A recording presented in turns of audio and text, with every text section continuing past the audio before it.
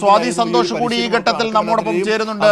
സിബി, സ്വാതി, ഈ അവിടെ നടത്തുന്ന കശ്മീരിൽ നടത്തുന്ന തെരച്ചിലുകൾ മാത്രമല്ല പാകിസ്ഥാനിലെ ബന്ധങ്ങൾ സംബന്ധിച്ച് സ്ഥിരീകരിക്കുന്ന എന്തൊക്കെ ഘടകങ്ങളാണ് ഇപ്പോൾ കൂടുതലായി വരുന്നത്? കാരണം ഇപ്പോൾ നമ്മൾ സ്ക്രീനിൽ കാണിക്കുന്ന പോലെ 3 ഭീകരരുടെ രേഖാചിത്രങ്ങളാണ് തയ്യാറാക്കിയിരിക്കുന്നത്. ഈ ഭീകരർ നേരിട്ട് ആ ഭീകരാക്രമണത്തിന് പങ്കെടുത്തവരാണ്. പക്ഷേ വധിക്കപ്പെട്ട 2 ഭീകരർ ഇവരെ സഹായിച്ച മറ്റുള്ളവരാണ് ബാരാമുള്ളയിൽ. അപ്പോൾ നിരന്തരമായി കുറേ നാളുകളായി അവിടെ ഒറ്റപ്പെട്ട ചില ഭീകരാക്രമണങ്ങളും അതുമായി ബന്ധപ്പെട്ട സൈന്യത്തിൻ്റെ പ്രതിരോധവും ഒക്കെ നടന്നു വരികയാണ്. പക്ഷേ ഇത്രയധികം പേരെ കൊല്ലുന്ന ഒന്നിലേക്ക് എത്തിയത് എങ്ങനെ? അവിടെ സംഭവിച്ച ഇൻ്റലിജൻസ് വീഴ്ച അടക്കമുണ്ട്, നേരത്തെ സ്വാതി സൂചിപ്പിച്ചതുപോലെ. അപ്പോൾ ഈ ആസിഫ്, സുലൈമാൻ, അബു എന്നീ 3 പേരുടെ രേഖാചിത്രങ്ങളാണ് പുറത്തുവിട്ടിരിക്കുന്നത് സൈന്യം. ഇവർ ആരാണ്? ഇവർ പാകിസ്ഥാൻ പൗരന്മാരാണോ?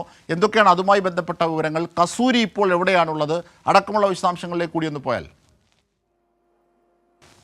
അജിംഷാദ്, ഈ ഭീകരാക്രമണവുമായി ബന്ധപ്പെട്ട് കസൂരിയാണ് ഈ ഭീകരാക്രമണത്തിന് പദ്ധതിയിട്ടത് എന്നുള്ള വിവരങ്ങളായിരുന്നു രാവിലെ പുറത്തു വന്നത്. പാകിസ്ഥാനിൽ നിന്നാണ് ഈ ഭീകരാക്രമണത്തിന് എല്ലാവിധ നേതൃത്വവും ഇയാൾ നൽകിയിരുന്നത് എന്നുള്ള വിശദാംശങ്ങൾ നേരത്തെ തന്നെ പങ്കുവച്ചിരുന്നു. അതിന് പിന്നാലെയാണ് കൂടുതൽ ഈ പാകിസ്ഥാന്റെ പങ്ക്, പ്രത്യേകിച്ചും ലഷ്കർ ഇ തൊയ്ബ അടക്കമുള്ള ഭീകര സംഘടനകളുടെ പങ്ക് വ്യക്തമാക്കുന്ന തരത്തിലേക്ക് ഇപ്പോൾ 3 ഭീകരരെ തിരിച്ചറിഞ്ഞുകൊണ്ടുള്ള തെളിവുകളടക്കം അല്ലെങ്കിൽ രേഖാചിത്രങ്ങളടക്കം പങ്കുവച്ചുകൊണ്ട് സുരക്ഷാ ഏജൻസി ഇപ്പോൾ പുറത്തുവിട്ടിട്ടുള്ളത്. 3 പേരുടെ രേഖാചിത്രം ഇപ്പോൾ പുറത്തുവിടുമ്പോൾ ആസിഫ് ഫുജി, സുലൈമാൻ ഷാ, അതോടൊപ്പം അബു തൽഹ എന്നീ 3 ഭീകരവാദികളാണ് ഇതിന് പിന്നിൽ പ്രവർത്തിച്ചിരുന്നത് എന്നുള്ള വിവരങ്ങൾ കൂടിയാണ് വരുന്നത്.